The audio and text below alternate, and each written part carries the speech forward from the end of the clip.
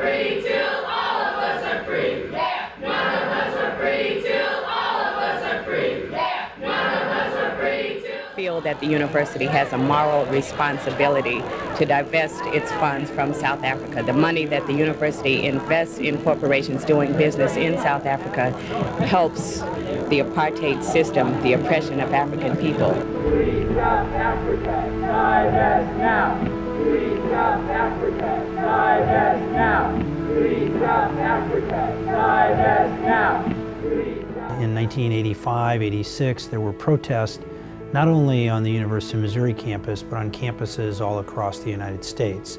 And these protests were against actually the South African government and trying to get the United States government to put additional pressure on the South African government because of its apartheid policies.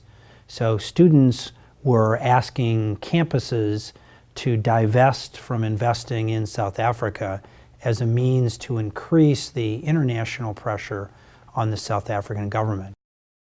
When Peter Magrath arrived as the president of the University of Missouri system, at that inaugural event, the protesters lined Jesse Auditorium.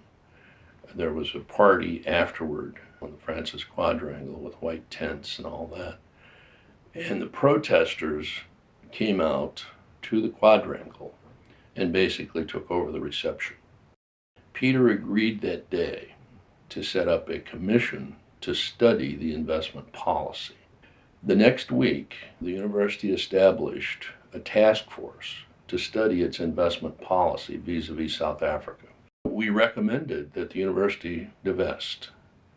And we also said that if the university wants to, this university wants to have an impact in South Africa, we should do what we do best, which is not making symbolic economic decisions for the right reason, but to engage in education. Tonight I grasp that hand firmly and warmly and express the hope that in taking this small step for two institutions, we shall also take a giant stride in the cause of education. We believe that in doing this, we're doing that for the future and change South Africa in trying to provide the leadership and the trained manpower for that changed, non-racial, democratic South Africa, which people, including our university, are striving for. I recall in the early days, folks at UWC didn't know where Missouri was. And if they did, they thought of Missouri as some, ultra-conservative hick college out in the middle of nowhere. People from UWC say, we didn't know what was up with these people from Missouri and why they wanted to partner up with us. So when we showed up, we were very serious and we were very humble. They all said, well, Missouri is the one, these people are serious. We weren't there doing favors for the University of the Western Cape. We were there to enrich the experience and the professional development and growth of our faculty and our students at a time and in a place where most others either couldn't go or wouldn't go. On a day, Owen and I and Jan and others might be ducking under trees or whatever else other cover there is for us as the tear gas and the rubber bullets and everything can rain onto the university. But you've packed your bags because that night you're going to fly from that space with all of that turmoil to this place called the University of Missouri, and you're going to be a professor. And so you never lose your understanding of what you are, of what that university is. You don't give it over to struggle that is meaningless. The struggle is a struggle not just with respect to how do you force the other to give you a freedom, but how do we equip ourselves to be able to deal with that freedom. This relationship started primarily focused on faculty exchanges. So for much of the past 30 years, the emphasis has been on faculty collaborations. How can we help each other learn to teach better? What kind of innovative teaching ideas can we share with each other? And somehow it worked, even though they were 8,000 miles away, even though they had no experience working internationally with other universities. There we were and there they were. trying to create protocols and trying to create systems through which we could work together. I remember, arriving there and walking across the campus with a University of Missouri colleague and greeting people who I had already met, South African UWC faculty who I had already met here in Missouri in the early years of the relationship. The level of engagement was already strong enough and meaningful enough that I could encounter so many familiar faces very far away from home. And I thought, well, we've already done something. This partnership, which has enabled more than 600 staff members from both sides to go for visits, has played a fundamental role in the capacity development at the University of the Western Cape, to the point that in the last 15 years, UWC has made such great strides as a research-intensive university that in the year 2015, a ranking undertaken by the Times Higher Education placed UWC 7th on the African continent and 5th in South Africa. And the foundation for UWC's rise as an institution where serious scholarship was generated, that foundation was laid by the partnership with the University of Missouri. What this partnership represents is an opportunity to think ahead, to think beyond the limits and constraints of what we've inherited from the past. Now, in our case, it's thinking beyond apartheid and thinking beyond the limits of a racial project that sought to put people in their place and keep them there.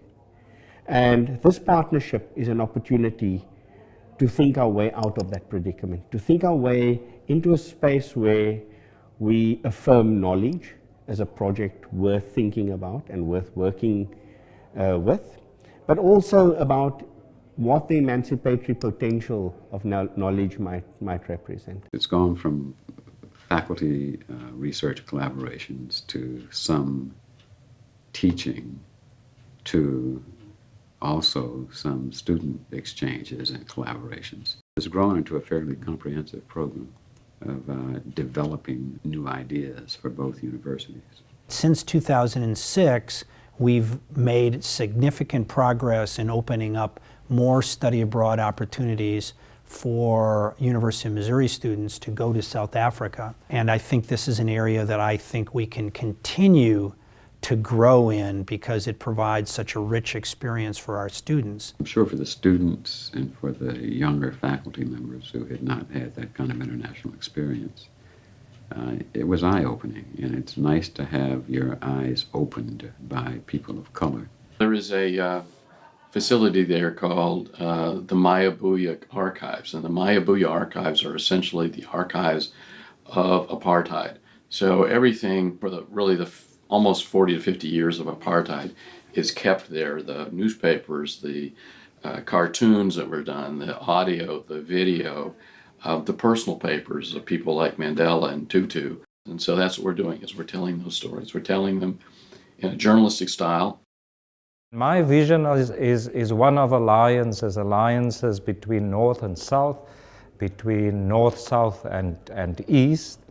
And we're already talking to one of our partners in Belgium to see if we can have a trilateral alliance. Alliance means that we have common goals, we have a common vision, and we draw on the strengths of our respective institutions to make those goals a reality. The fact that this relationship has endured for 30 years, when there have been changes in leadership both at the University of Western Cape, at the University of Missouri. We've had different presidents, lots of different chancellors, and yet there has been a continued sustained willingness to participate in this partnership. There have been so many accomplishments, whether you think in terms of individual partnerships or institution-to-institution partnerships. I mean, let me put it this way. More UMSL faculty members have visited the University of Western Cape than any other university in the world.